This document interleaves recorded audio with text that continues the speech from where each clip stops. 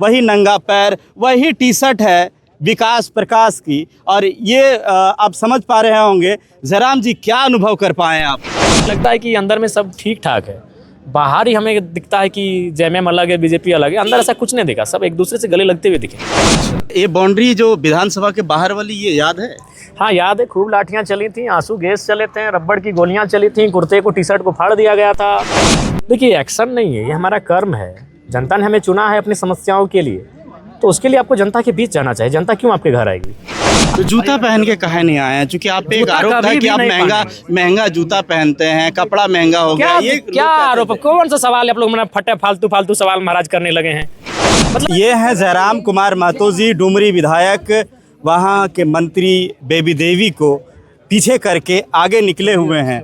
वही चीज़ें विधानसभा के अंदर देखने को मिलेगा। ये तस्वीर विजुअल में देख सकते हैं, विधानसभा है और ये विधानसभा घुसते ही पहले नमन किए, जिस तरह मंदिर में जाते हैं प्रणाम करते हैं। और ये पैर हम चाहेंगे सहयोगी से दिखाएं कि वही चीज़ें जहां छलांग लगाते थे अस्कारी के छत पे, वही नंगा पैर, वही टी शर्ट है विकास प्रकाश की। और ये आप समझ पा रहे होंगे। जयराम जी, क्या अनुभव कर पाए आप?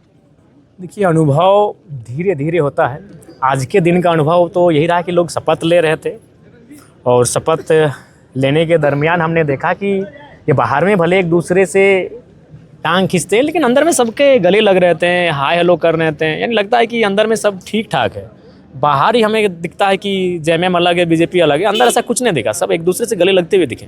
अच्छा, ये बाउंड्री जो विधानसभा के बाहर वाली, ये याद है? हाँ याद है, खूब लाठियाँ चली थी, आंसू गैस चले थे, रबड़ की गोलियां चली थी, कुर्ते को टी शर्ट को फाड़ दिया गया था। याद है। क्या वो फटेगा अंदर अब?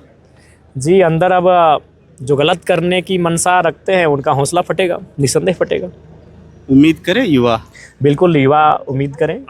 लेकिन जयराम महतो जिस एक्शन में नजर आए, एक तरफ इधर हेमंत सोरेन एक्शन में दिखे, एक तरफ डुमरी में जयराम महतो एक्शन में दिखे कि तुरंत जनता दरबार लगाने लगे।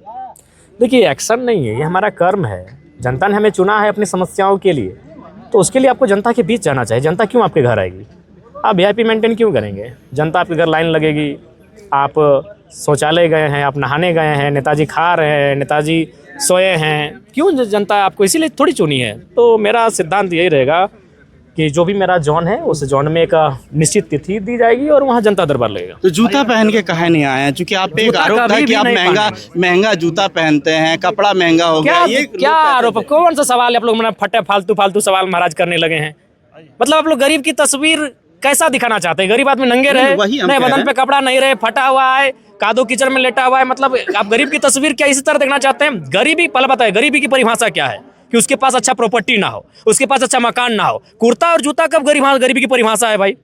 कुर्ता जूता किसी कानून में लिखा है कुर्ता या जूता गरीबी की परिभाषा? गरीबी की परिभाषा मकान से है, वाहन से है, संपत्ति से है। मेरा वाहन को चेक कीजिए, मेरी संपत्ति को चेक कीजिए, मेरे मकान को चेक कीजिए। पत्रकार है और ये सवाल आप लोग करते हैं।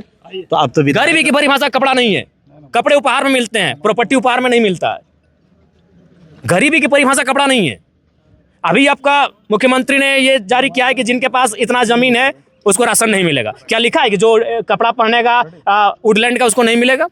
कपड़ा गरीबी की परिभाषा नहीं होती है, वो उपहार का विषय होता है। ये कपड़ा माना जा सकता है कि जनता के बीच की। अरे आप चलिए ना महाराज, हम चलिए, आप चलिए मेरे साथ घूमिए, लोग क्या दे रहे हैं नहीं दे रहे आपको दिखेगा। एगो दूगो हम आपको भी दे देंगे।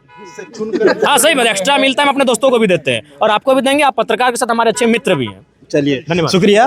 देखिए, चेहरा वही है, चेहरा पे पूरी तरह से ये लग चुकी है। ऐसा नहीं लगता है कि एक विधायक बनने के बाद लोग गाड़ियां खरीदते हैं, लोग ना जाने क्या क्या खरीदते हैं, कपड़े खरीदते हैं बढ़िया बढ़िया, लेकिन लोकतंत्र की जो बड़ी मंदिर कह सकते हैं, वो मंदिर में पहुंचे हुए हैं।